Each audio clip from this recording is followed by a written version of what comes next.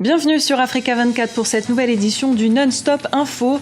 Au sommaire, une femme à la tête de l'Union internationale des télécommunications. C'est peut-être pour bientôt. La Mauritanienne Fatimetou Mint Mohamed Salek brigue ce poste. Son portrait dans cette édition. La célébration de la Journée mondiale de l'alimentation ce jeudi. Un événement dédié à la promotion de l'agriculture familiale qui représente 80% des exploitations en Afrique. Nous irons au Bénin où un agriculteur sur deux travaille en famille. 82%, c'est le taux de réussite à l'école primaire au Burkina Faso. Un résultat que les autorités mettent en avant pour booster le taux de scolarisation.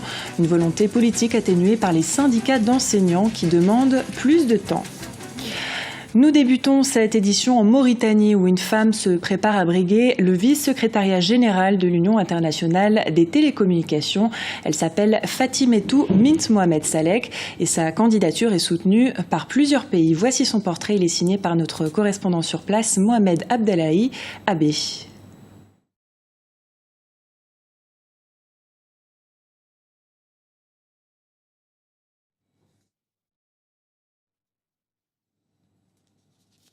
Veuillez nous excuser pour ce problème technique.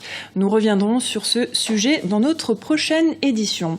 En attendant, dans le reste de l'actualité, en Guinée, 3 ans après la faillite de la Banque africaine pour le développement agricole et minier, les clients attendent toujours d'être dédommagés par l'État. L'affaire préoccupe le président de l'Assemblée nationale. Claude Kory-Kondiano demande à l'État de rembourser leurs dus à ses clients. Reportage de notre correspondant en Guinée, Mohamed Lamine Solano. Le président de l'Assemblée nationale de la Guinée plaide pour le remboursement des clients de la Banque africaine pour le développement agricole et minier, la BADAM. Cette banque a fait faillite en 2011, une année après son lancement à Conakry. Plus de 3 ans après la fermeture de la banque, ses clients ne sont toujours pas remboursés.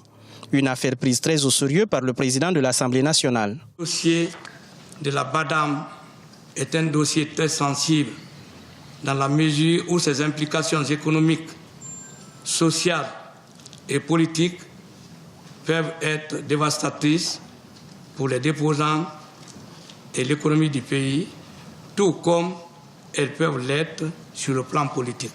Ils sont plus de 10 000 déposants à attendre d'être remboursés par l'État guinéen. Constitué en association de victimes depuis la faillite de la BADAM, ils réclament depuis 2011 et sans succès pour l'heure la bagatelle de 36 milliards de francs guinéens, soit 4 millions de dollars.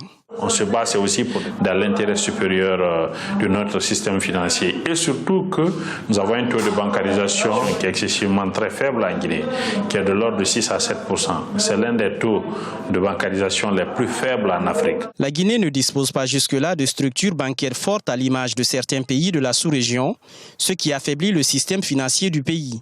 Et la faillite de la BADAM a entraîné des répercussions sur un système bancaire déjà assez faible. Une entreprise extérieure aurait désiré s'installer en Guinée dans le secteur minier, dans le secteur agricole. La banque de référence pour elle aurait été la BADAM. Parce que la BADAM aurait des indicateurs d'activité et des indicateurs de gestion qui lui permettraient de faire des prévisions de son activité. Mais lorsqu'une banque comme la BADAM ferme, on en est à se dire que c'est peut-être scier la branche sur laquelle on est assis. Ce n'est pas la première fois qu'une banque tombe en faillite en Guinée. L'échec du Crédit Mutuel de Guinée dans les années 90 reste encore dans le souvenir de bon nombre de citoyens. Le remboursement des réclamations des créanciers de l'État à l'époque donne aux victimes de la BADAM l'espoir de parvenir à une issue favorable dans ce bras de fer avec l'État. Ce jeudi était célébrée la Journée mondiale de l'alimentation, une journée dédiée à la promotion de l'agriculture familiale qui concerne 1 personne sur 6 dans le monde. En Afrique, le modèle agricole familial représente environ 80% des exploitations. Au Bénin, c'est un peu moins, 1 entreprise agricole sur 2 est familiale. Reportage de notre correspondante au Bénin, Chérel Yao Tawema. Quel est l'apport de l'agriculture familiale à la sécurité alimentaire? C'est le thème de la 34e édition de la Journée mondiale de l'alimentation, célébrée ce jeudi 16 octobre au Bénin, à l'instar de nombreux pays dans le monde. Au cours de ces dernières années, la lutte contre la faim a connu des avancées notables de par le monde. En effet, 63 pays en développement ont atteint le premier objectif du millénaire pour le développement, qui consiste en la réduction de moitié de la proportion de personnes souffrant de sous-alimentation chronique. Il importe de mentionner que le Bénin a réussi à se hisser dans ce groupe de pays performants.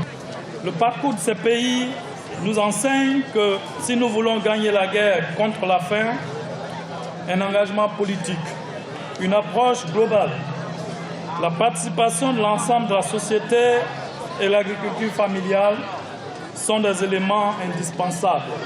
Le modèle agricole familial représente environ 80% des exploitations africaines. Au Bénin, plus de 50% de la population s'adonne aux activités agricoles dans des fermes familiales. Aussi, environ 90% des produits vivriers proviennent de ces exploitations. Malgré sa contribution à la sécurité alimentaire, l'agriculture familiale demeure en proie à une baisse de l'utilisation d'engrais et un faible niveau de mécanisation. Le plan stratégique de relance du secteur agricole s'attaque prioritairement à la diversification de l'agriculture, à l'organisation des filières agricoles, à doter bien entendu par des chaînes de valeur d'ici à là, au-delà du seul coton qui a été promu jusqu'à nos jours.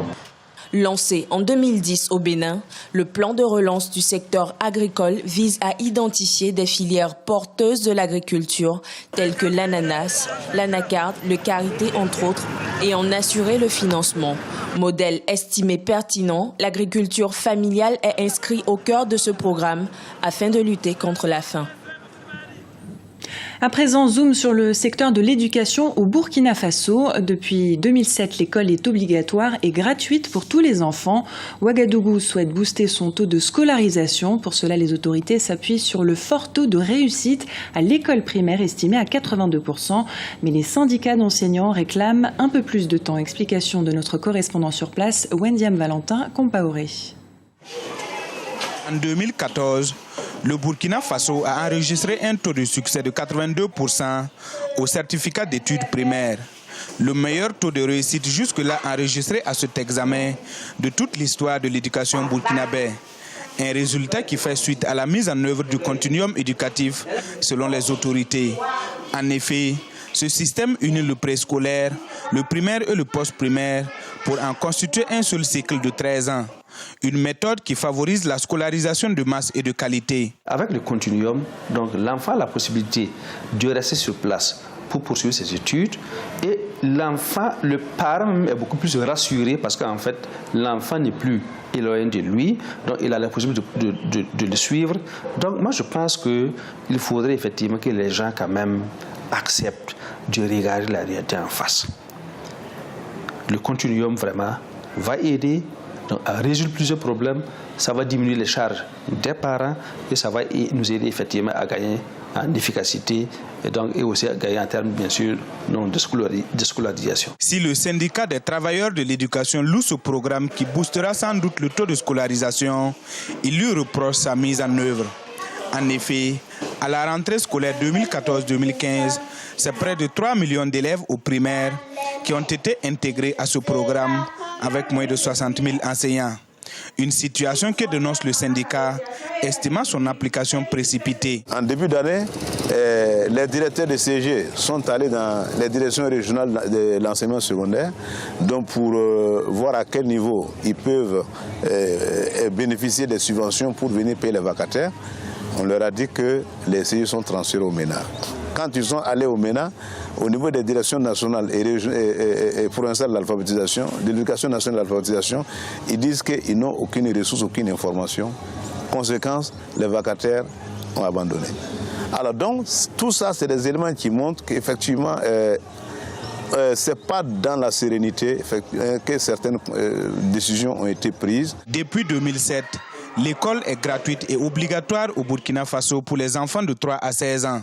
Ce programme de développement stratégique de l'éducation de base, qui va de 2012 à 2021, a un budget de 1 000 milliards de francs CFA.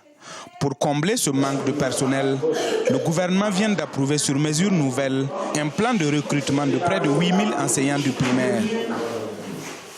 Ce journal a été réalisé par l'ensemble de la rédaction. Nous vous remercions pour votre fidélité. Dans un instant, une nouvelle édition de l'actualité sur Africa 24.